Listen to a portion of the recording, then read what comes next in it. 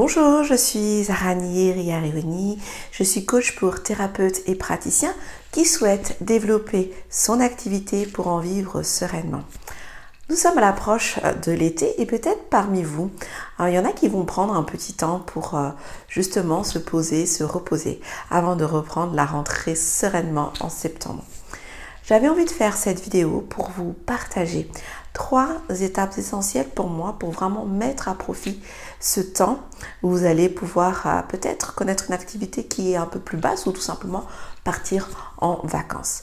Première chose qui est vraiment essentielle, c'est de se reposer, c'est de se ressourcer. Pour ma part, durant le confinement, durant ces derniers mois, j'ai beaucoup travaillé. J'ai énormément travaillé pendant le confinement. Donc ça a été vraiment une période pour moi où je ne me suis pas du tout arrêtée, où je ne me suis pas vraiment posée pour me ressourcer. Il y a eu des moments où je me suis posée parce que j'en avais eu besoin, mais ça n'était pas vraiment une période propice au repos et au ressourcement. La première chose que je vous invite à faire, c'est vraiment vous reposer, vous ressourcer et déconnecter. Et pour cela, ce qui est vraiment très intéressant, c'est de se retrouver dans un endroit où vous allez pouvoir se ressourcer au maximum. L'idée, ça n'est pas de se dire je vais prendre une semaine à ne rien faire. Vous pouvez évidemment prendre cette semaine à ne rien faire. Mais l'idée, si vous êtes plutôt speed, un peu comme moi, c'est de se dire que vous allez prendre des temps de qualité durant lesquels vous allez vraiment pouvoir vous ressourcer. Si par exemple, c'est un quart d'heure où vous prenez vraiment ce quart d'heure vraiment essentiellement pour vous et pour pouvoir vous ressourcer. Moi, personnellement, c'est aller au bord de l'eau qui me ressource et donc c'est ce que je vais faire. Je vais aller me ressourcer avec la nature, mais ça peut être vraiment d'autres choses. Ça peut être lire, ça peut être faire des activités, mais durant lesquelles vous reprenez vraiment assez d'énergie et vous vous ressourcez totalement pour laisser place à la créativité. Le second point, quand vous aurez vraiment été ressourcé et que vous sentez que cette créativité est là, c'est de faire un point sur les 6 derniers mois pour vraiment voir ce qui a marché, ce qui n'a pas marché dans ce que vous avez mis en place. Qu'est-ce qui a fonctionné et sur lesquels vous avez eu des résultats?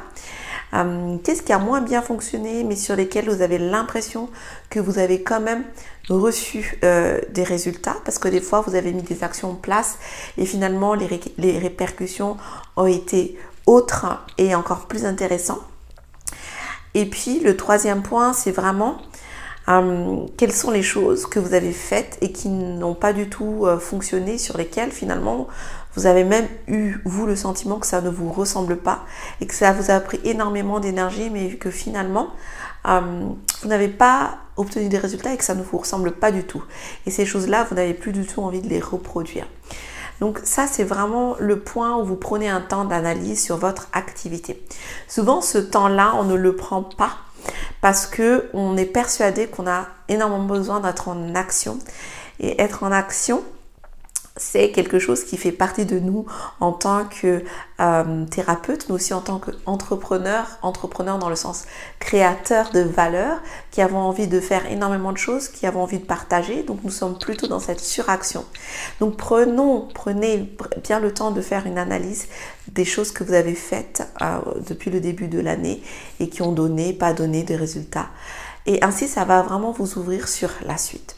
Troisième point, ça va être vraiment planifier la suite de votre année. Quelles sont les choses sur lesquelles vous souhaitez vraiment travailler? Moi, je vous invite vraiment à vous focuser sur 3 grands projets importants, voire 4, mais au-delà, ça fait vraiment beaucoup. Parce que du coup, quand on a trop de projets, on ne sait plus vraiment où donner de la tête. Donc, quand je parle de projets, ce sont des choses que vous allez mettre en place, sur lesquelles vous allez mettre de la création, des choses que vous allez planifier. J'enlève de cette partie projet les choses qui fonctionnent déjà et sur lesquelles vous êtes en mode run, donc en mode fonctionnement optimal, sur lesquels tout roule. Ceux-là ne font pas partie de projet. Quand je parle de projet, c'est 3 ou 4 grands projets que vous allez mettre en place sur le reste de votre année et sur lesquels vous allez justement faire une gestion de tâches bien précise pour vraiment avancer dans ce que vous allez lancer. Voilà donc les 3 points sur lesquels je vous invite à vous lancer durant cet été. Prenez bien soin de vous et n'hésitez pas à me retrouver sur mon site internet www.sophro-zara.com Et d'ici à ce qu'on se retrouve à fin août, début septembre, je ferai une conférence gratuite sur comment est-ce que vous allez pouvoir développer votre activité pour vraiment vivre sereinement. À bientôt!